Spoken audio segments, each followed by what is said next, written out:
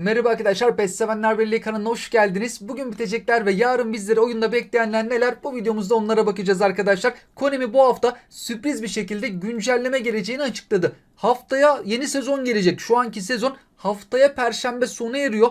Genelde güncellemeyi yeni sezonla birlikte yaparlardı ama Konami güncelleme erken gelecek dedi. Bir hafta geriye çekti. Fakat yeni sezon haftaya gelmeli çünkü şu anki sezon hala devam ediyor arkadaşlar.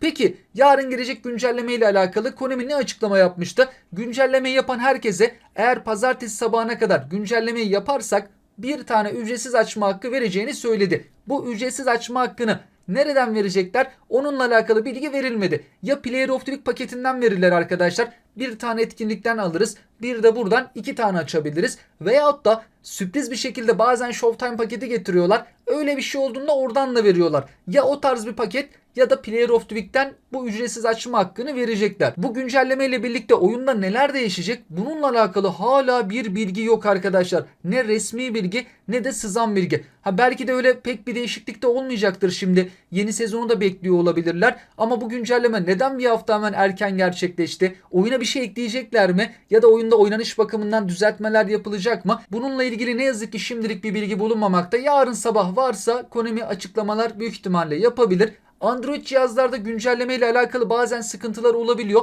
Bu durumlarda neler yapılabilir? Mesela Android cihazlarda yaşanan sorunlardan bir tanesi şu. Güncelle diyoruz, yüklemeye başlıyor. Fakat %100'e geldiğinde kalıyor. Bir türlü bitmiyor. Aslında %100'e gelse de arka planda indirme devam ediyor. Bu durumda beklemek gerekiyor arkadaşlar. Konami de Android cihazlarda genelde bu sorunlarda beklememizi öneriyor. İnternet hızımıza göre de bu süre değişebilir. Bazen beklesek de bu sorun düzelmiyorsa veyahut da güncelle yazısını görüyoruz ama tıklıyoruz bir türlü güncellemiyorsa o durumda da Play Store'un ön belleğini temizleyebilirsiniz. Google Play Store'un ön belleğini temizleyip o şekilde deneyebilirsiniz. Genelde bu iki yöntem bazı cihazlarda işe yaramakta. Konami sosyal medya hesaplarından da bazı paylaşımlar yaptı arkadaşlar. Inter Napoli ile Süper Kupa finaline çıkmıştı ve şampiyon oldu. Kupayı Inter takımı kazandı. Konami bunu kutlayan bir mesaj paylaştı. Fakat bununla alakalı bir hediye verirler mi vermezler mi? Hiçbir açıklama yok. Hani bir hediyemiz olacaktır, hediye işareti falan yapmadılar. Sadece tebrik ettiler. Keşke bununla alakalı da bir hediye olsa ama şimdilik hediye açıklaması yok arkadaşlar. Yine de olursa bir gelişme ben de takip etmeye çalışacağım. Fakat İlginç bir paylaşım daha var. Roma takımının sosyal medya hesabından bir video paylaşıldı. eFootball Konami'nin yaptığı bir video Roma sosyal medya hesabından paylaşıldı. Belki bununla alakalı bir hediye ya da belki ilerleyen dönemlerde bir paket de gelebilir arkadaşlar. Öncelikle açıklamaya bakalım, sonra videoyu izleyelim. Roma takımının sosyal medya hesabındayız. Türkçe'ye çevirdiğimizde yılın oyuncusu 2023'te en çok oyu alan oyuncu Paulo Dybala dediler ve şu videoyu bizlerle paylaştılar. En başa geldiğimiz zaman şimdi gelen isim Paulo Dybala olacak. Bu videoyu Konami hazırlamış ve Roma sosyal medya hesabından paylaşıyor. Dybala 21 numara formasıyla burada bir animasyonunu görüyoruz. Çok şık hareketler. Ben şeyi bekledim. Hani bir kart görseli olacak mı? Bize bir kart gösterse seviyesi şu falan diye. Ya deriz ki oyunda bunu hediye edecek. Ve sonunda da kaç? 5 tane futbolcuyu paylaştılar. Şurada bir durdurabilsek. 5 tane de futbolcuyu paylaştılar. Bu 5'linin olduğu bir paket olsa keşke bedava ücretsiz açma hakları verseler ama ne yazık ki herhangi bir ücretsiz açıklama yok arkadaşlar. Olursa ben de takip etmeye çalışacağım. Ama ilginç bir şey. eFootball oyunu bunun tanıtımını gerçekleştirdi. Videosunu yaptı. Bu kadar yaptıysanız bari bir paket getirin. Ücretsiz açma hakkı falan olsa gayet güzel olur. Olur olmaz. Bununla alakalı bir gelişme de olursa ben yine takip etmeye çalışacağım arkadaşlar. Pazartesi günü eFootball mağazasına da yeni bir forma eklendi arkadaşlar. Bir tane vardı. Üstüne bir tane daha forma eklediler. Pazartesi günü oyun içerisinde turnuva başladı. Bu turnuva uzun soluklu. Şu an Round 1 etkinliği bulunuyor. 4 tane mücadele var. Round 1'deki 4 mücadeleyi tamamladığımızda Round 2'ye katılmaya hak kazanıyoruz. Sonra Round 3 finallerde devam ediyor. Yolun sonunda şampiyon olursak gerçek para ödülleri de var sıralamaya göre. Yok ama o kadar yolun sonuna kadar gitmeyeceğim. Sadece etkinlikleri yapalım diyorsak da yine bu Round 1 etkinliği 3 defa daha gelecek. Toplamda 4 defa geliyor. Hediyelerde bu sağ taraftakiler, özellikle de ikinci mücadelede 50 futbol parası bulunuyor. Round 2 ne zaman gelecek? Bu etkinliği tamamlayanlara, şu anki Round 1'i tamamlayanlara 2 Şubat tarihinde Round 2 haftaya Cuma Round 2 gelecek arkadaşlar. Her Round 1'in peşine round 2'si olacak. Pazartesi günü gelen Epic paketle alakalı da belki Epic'lerden açılım yapmayı düşünen arkadaşlarımız varsa oradaki 3 Epic futbolcunun maksimum ulaştığı nokta kadromuzda güçlendiricisiyle birlikte bu seviyeler 100 seviyeye kadar çıkıyorlar. Bugün biteceklere baktığımızda geçen hafta gelen Player of the Week paketi ve bizim ligimize özel gelen paket bugün bitecek. Etkinliklere baktığımızda bayağı bir etkinliğin bugün son günü. Ortaklaşa maç etkinliğinden 100 e-futbol parası kazanabiliyoruz. Mücadele etkinliği var. Onun dışında bu etkinlikten de biraz daha fazla DP kazanmaktayız. Bizim ligimize özel bir tane Player of the Week açma hakkı kazandığımız etkinlik. Yarın yeni bir tane gelecek bununla alakalı. Yarına geçtiğimizde her hafta olduğu gibi bakım var. Türkiye saatiyle oyun 5'te bakıma girecek. Ama güncelleme biraz daha geç gelmekte arkadaşlar. Böyle 8 sularında falan da gelebilir. 7-8 aralığında Play Store'a güncelleme düşüyor. Konsola biraz daha önce güncelleme gelmekte. Oyunu PlayStation'da ya da bilgisayarda oynuyorsak da yarın tüm platformlarda güncelleme var. Güncelleme günleri de oyuna yeni Epic futbolcular da ekleniyor arkadaşlar. Yarın da yeni Epic futbolcular olursa onları inceleriz. Fakat hala gelmeyen Epic futbolcular da var. Mesela Rummenigge gibi bazı önemli isimler uzun süredir gelmedi. Ronaldinho'yu da ta ne zaman getirdiler? O bile aylardır gelmiyor ne yazık ki.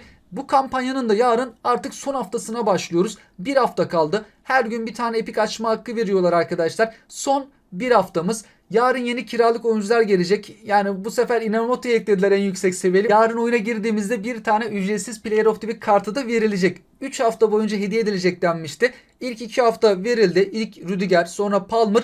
Yarın umarız yüksek seviyeli artık isim verirler. Son bu. Yarın da girdiğimizde güçlendiricili Player of the Week'i alacağız. İsim yok arkadaşlar. Tahminler belki yapabiliriz ama tutturması da gerçekten çok zor olacaktır. Yarın oyuna girdiğimizde bu ismi öğrenebileceğiz. Ve şu anki sezonun bitmesine de bir hafta kaldı. Şu anki adaylı sözleşmelerin süresi bir hafta sonra dolacak. Maç biletinin süresi dolacak. E-Futbol Ligi'nin süresi dolacak. Haftaya yepyeni bir sezona başlayacağız ve Asya Kupası'nın lisans hakkı Konami'ye ait. Bununla alakalı sadece ücretsiz açma hakları verdiler ama oyun içerisinde bir büyük çaplı etkinlik, turnuva, hediye yapmadılar. Yeni sezonda belki hani yarınki güncellemede bununla alakalı bir gelişme olur mu? Olmazsa haftaya bekleyeceğiz. Oyunda belki bu Asya Kupası ile alakalı da büyük bir turnuva ya da etkinlik, hediyesi daha çok olan bir etkinlik getirme durumları olabilir. Kesin getirir demek çok zor arkadaşlar ama sonuçta haklarını almışlar. Sadece ücretsiz açma haklarıyla bunu geçiştirmesinler. Hediye kazanacağımız şöyle güzel hediyelerin olacağı da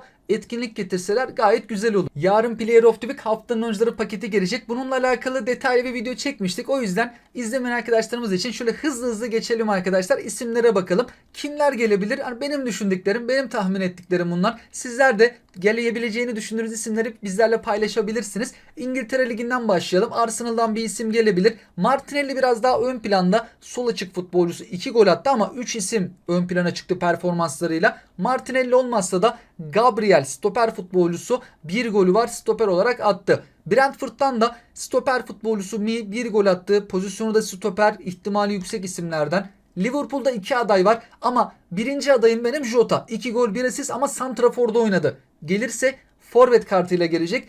Darwin Núñez de sola çıktı oynadı. 2 gol attı. Bu iki futbolcudan birisini Konami seçecektir. Jota'nın son kartlarına baktığımızda 96'dan 99'a çıkan kartları vardı. Güçlendiricili kartı olursa Vinicius Junior yaptıklarını yaparlar mı? 96'dan 98'e güçlendiriciyle 100 seviye. Hani şu an hayal ediyoruz ama bakalım yarın güçlendiricileri kimi ekleyecek Konami? Juventus 3-0'lık galibiyet aldı. Vlahovic santrafor 2 gol attı. Seçilmezse Bremer var. Stoper ikinci adayda. Roma'da Pellegrini göbek futbolcusu, olmadı El Şeravi. Milan takımı deplasmanda 3 gollü galibiyet aldı. Loftus-Cheek 1 gol attı. Performansıyla öne çıktı. Empoli takımı 3-0'lık galibiyet aldı. Göbekte oynayan Zurkowski 3 golü var, gelebilir. Barcelona takımında Ferran Torres sol açık 3 gol 1 asist yaptı. Gelme ihtimali çok yüksek. Girona takımı 5-1'lik galibiyet aldı. Santrafor Dovbik 3 golle haftaya damga vuran, dikkat çeken isimlerden. Real Madrid'e galibiyeti getiren golü sağ bek futbolcusu Carvajal attı. Hem sağ bek futbolcusu hem de galibiyeti getirdi. Belki getirebilir Konami. Porto'da 2 tane aday var. Portekiz Ligi'nden her zaman oyuncu seçmiyorlar ama bu hafta bazı liglerde, mesela İngiltere'de az maç oynandı. Fransa Ligi'nde kupa maçları oynandı. Kupadan tercih ederlerse Mbappe şov yapmıştı ama keşke tercih etseler. Porto'da da 2 tane aday bu. Bizim ligimizden Konami her zaman oyuncu seçmiyor ama olur da bakarsa Zaha'nın 2 gol 1 asisti var Trabzonspor'a karşı. Fakat bu hafta çok fazla santrafor adayı var ve Zaha şu an bir pakette yer alıyor. Üst üste getirir mi getirmez mi? Kerem Aktürkoğlu da sol kanat pozisyonunda oynadı. 2 golü var.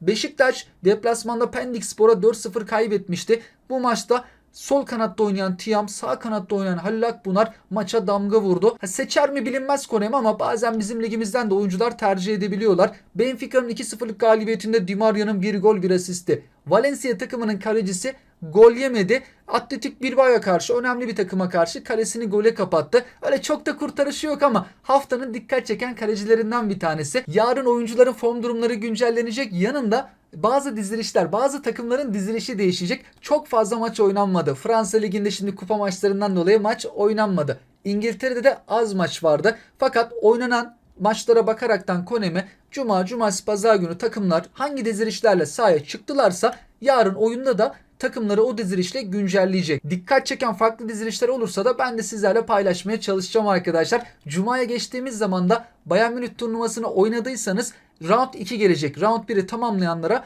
Cuma günü Round 2 geliyor. Fakat hediye çok fazla değil. Burada tabi sıralama yapmak önemli olan. Ama yok, sıralama niyetimiz yoksa 1000 futbol puanı veriliyor. Hediyesi çok fazla değil arkadaşlar. Bugün bitecekler. Yarın bizleri bekleyenler bunlardı. Konemi'nin bugün belki açıklamaları olabilir arkadaşlar. Genelde çarşamba öğlen vakitlerinde Perşembe gelecek Player of the Week futbolcularını paylaşıyor. Güncelleme ile alakalı da resmi ya da sızan bilgiler olursa yine ben takip etmeye çalışacağım. Eğer bugün güncelleme ile alakalı herhangi bir bilgi paylaşılmazsa yarın sabah güncelleme öncesi ya da sonrası büyük ihtimalle Konami'den paylaşımlar gelebilir. Sizler de tüm bunlarla alakalı yorum ve görüşlerinizi bizlerle paylaşabilirsiniz. Hoşçakalın.